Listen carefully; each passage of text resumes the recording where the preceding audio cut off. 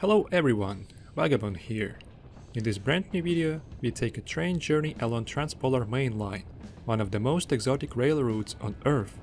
This route connects two cities of the Russian Arctic, Vorkuta and Labutnangi. The Transpolar Main Line was built in USSR during the reign of Stalin. He planned to implement an ambitious project to connect the remote northern territories of the USSR with the European part of the country. However, Stalin's dream didn't come true. The project of the Transpolar Main Line was scrapped after the death of the leader.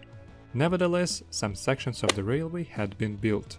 My journey begins at Vorkuta station, which is the terminal station for passenger trains from various cities of Russia. The Vorkuta-Labutnangi passenger train usually consists of several passenger cars of different classes, from sitting carriage to sleeper. The cheapest ticket allows you to ride in a sitting class wagon. On some days, additional mail and baggage wagons are attached to Polar Express train for delivery of goods and mail to remote settlements, which are only accessible by railroad. On the filming day, there were 13 wagons in the train, and only 3 of them were for passengers, and 10 wagons were loaded with mail and various goods. At 9:15 a.m. Moscow time, the train departs from Vorkuta. Right after leaving the station limits, we are entering tundra with 0 trees around. Arctic summer is very short and cold. Therefore, trees do not have enough time to form a protective layer necessary for their wintering. In addition, there is a thick layer of permafrost underground, which limits the development of trees' root systems.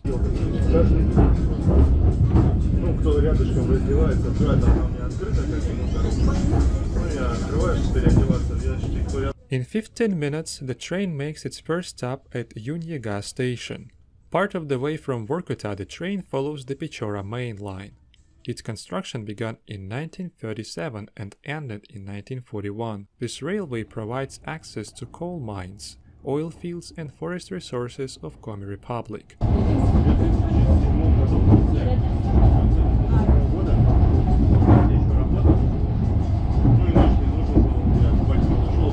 At 10 a.m. the train arrives at Hanavei station. If you look at the map, you will notice that the railway line splits on two here. Passenger and some mixed freight trains go to Vorkuta, and the rest of freight trains take the line to Mulda, where coal is loaded into wagons. At the next station, Pesets, the train has a 2-minute stop. Pesets is translated from Russian as an Arctic fox. Arctic foxes live in the far north on the coast and islands of the Arctic Ocean, in tundra and forest tundra. There were some cases in Vorkuta when skulks of Arctic foxes walked around inhabited settlements and begged for food from people.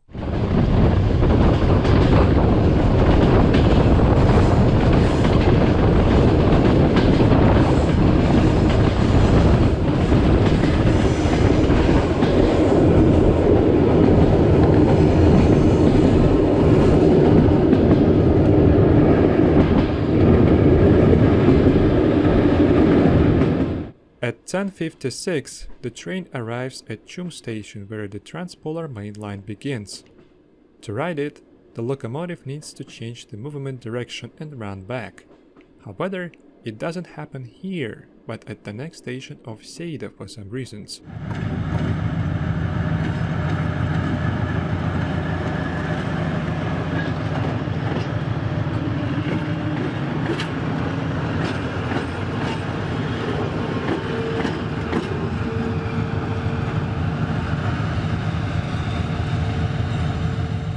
The Seida village looks almost completely abandoned. However, in addition to the railway station, there is a tower of the system for long-range radio navigation. After an hour at Seida station, the train begins to move in the opposite direction.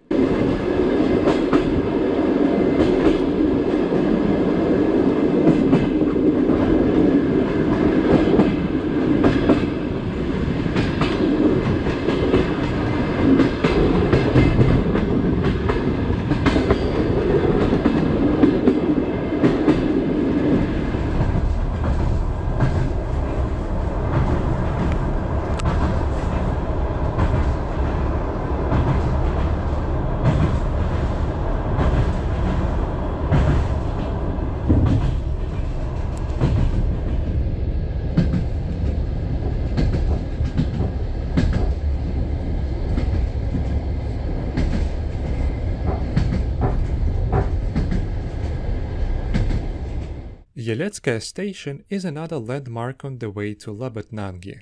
It is located in the settlement of Yeletsky with the population of 518 people.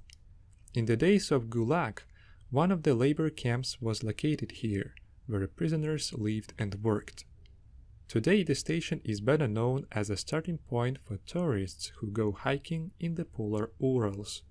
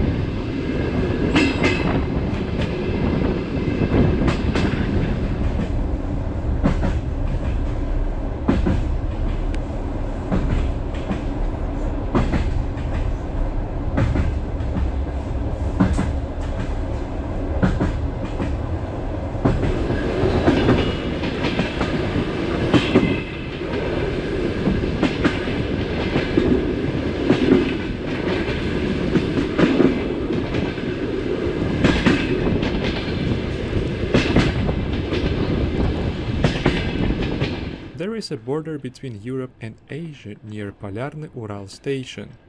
This border is marked by a colorful monument in front of the railway tracks.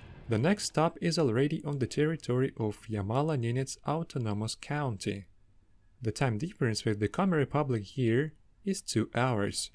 The platform is located in a semi-abandoned settlement of Polyarny, which during the war was used for the transshipment of molybdenum ore mined nearby. Later, the village housed a base for geologists and a training base for Soviet skiers. Today, some of the hiking trails heading to the polar Urals start here.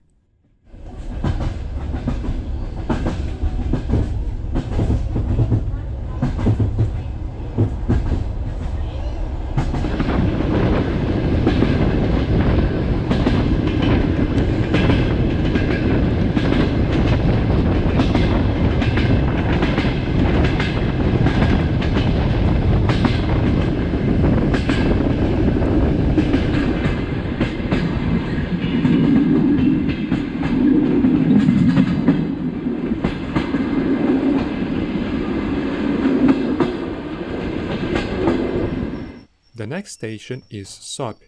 According to the information for 2017, the station has a hotel in form of a decommissioned passenger wagon with heating and an electric stove, so in case you stick here somehow, you would be able to spend the night in warmth. After leaving the station, the train enters the Sop River Valley.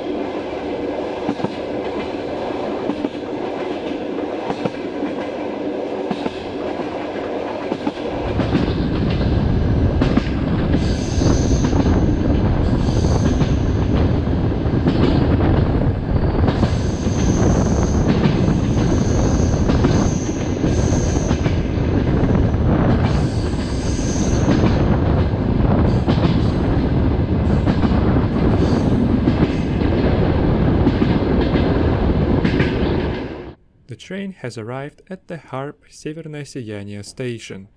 This name combines the word harp in the local language and its actual translation to Russian, Severnaya Siyanya, which means Northern Light or Aurora Borealis. The settlement of Harp, with the population of almost 6,000, is relatively large.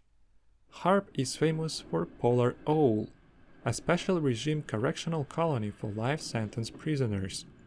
The settlement is connected by a motor and railroad with Lebetnange. Due to the fact that the train takes an hour and a half to reach the terminal station, some of the passengers get off the train in Harp, change to cars or buses and go to Lebetnange.